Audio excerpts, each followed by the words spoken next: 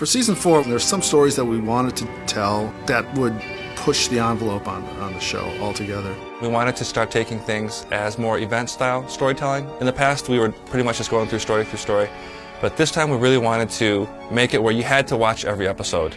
And we wanted to really please the fans and make our inner geeks happy, and I think we did that this season. For season 4, we wanted to make every story sort of count, and every story sort of have a hook to it that you could describe in one line. You know, we have the zombie episode, we have the alien invasion episode, and we just wanted every episode to be big and episodes that people could be excited about. The shows are getting better and better. I think the writing has always been great, but it's getting just even more interesting with the interpersonal dynamic between the characters as well as the villains. The storylines were terrific, and I think they did play out, and when you see the episodes, you see how the series evolved, and I think it is the best season yet. The driving force between season 4, I would say, was obviously bringing Batman into a larger family with the addition of Robin. Ugh, a Robin? Like the bird? You know, kids my age get beat up for nicknames like that. You know, when we started off season 1 of the Batman was a loner, and we've been tracking his development as a crime fighter, and he's been relying on more and more people as he's gone along, and so season 3 focused on the addition of Batgirl, and you know, and the natural progression was the addition of Robin. We brought Robin in on season 4 as opposed to previous seasons because he was tied up in the Teen Titans show, so it was time. Robin is an interesting character in that he brings an element of freedom and lightness to Batman's world.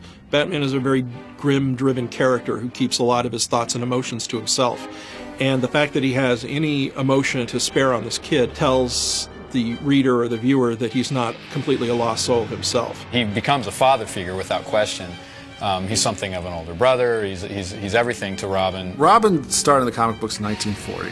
He was Dick Grayson, and later on down the line there were 2 other Robins. Dick grew up to become Nightwing, and there was Jason Todd, who didn't last too long, and then there was Tim Drake, who is the Robin today. But we went back to the original Dick Grayson story of his parents dying in a circus shakedown situation. We always intended to use Dick Grayson as our Robin, since this is the formative years of Batman and beginning of his family, and we were just really excited to sort of get into that story, because Robin is really, you know, deeply connected with Batman in a way that Batgirl never really is. Even though she's a good partner for Batman, she doesn't have that same, you know, family tragedy element that connects Batman with Robin.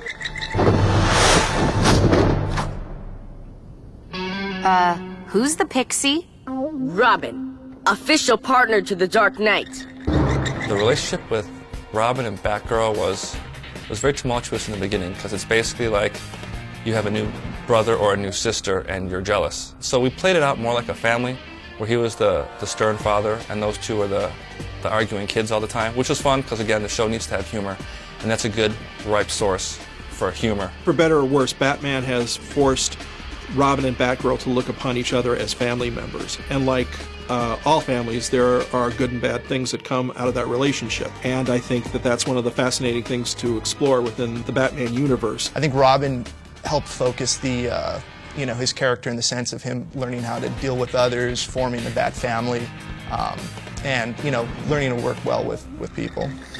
I'm not one of those Arkham loners you're used to, Batman. I have a vast organization to deal with you. Memo to Black Mask. You're not the only one with an organization. How we decide to add new villains or just use the Rogues Gallery, what percentage it is mainly based on the stories we want to tell. If we have a bunch of new stories that don't exist with any villains that make any sense, we'll make up a new one. But if there's a story about how we want to test Batman's mind, we'll probably use the Riddler. It grows organically out of the story process.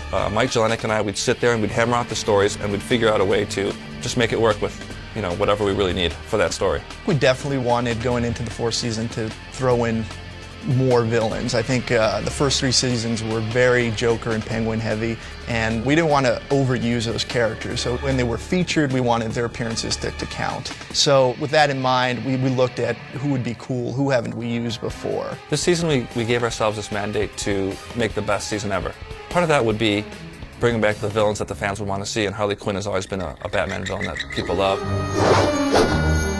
Hi, hi, Gotham! Holly's back for a special farewell show! Everybody's been talking about, bringing Harley Quinn in since day one, and, it's such a sacred character, and everybody was a little nervous about, reinterpreting her, and we came up with a good solution, and it was get Paul Dini to write the episode. Paul Dini, who created the character with Bruce Timm.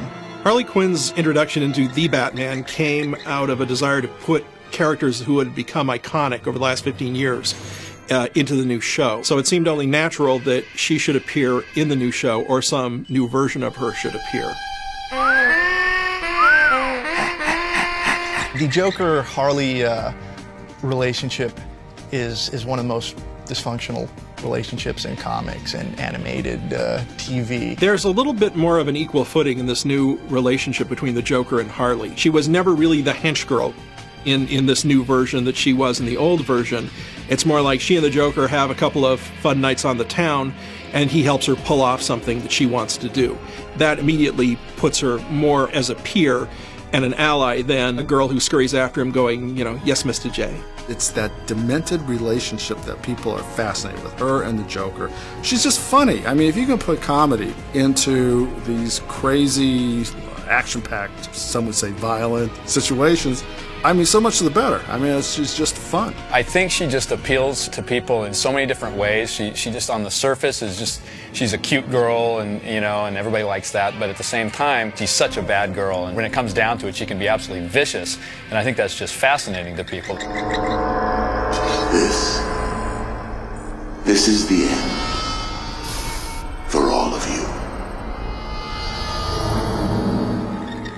This season, the arc of the show is it's introducing Batman to new players.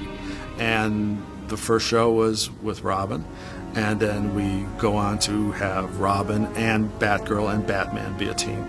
And so Batman's world starts to open up until the very end, where he meets the Martian Manhunter. For season 4, we wanted to expand that his role is bigger than the community of Gotham. He's like a superhero of the world, even of the galaxy, once we're throwing in, Martian Manhunter.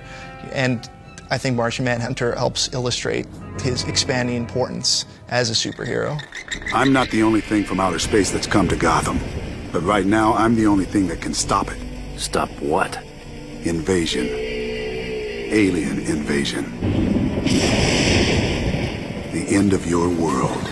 I mean, the stories are even bigger in scope this year. They really are. And towards the end of the season, can't give anything away, but we get to work with some other DC characters in a really cool way. Yeah, you gotta watch through the end, because the end of that season is just...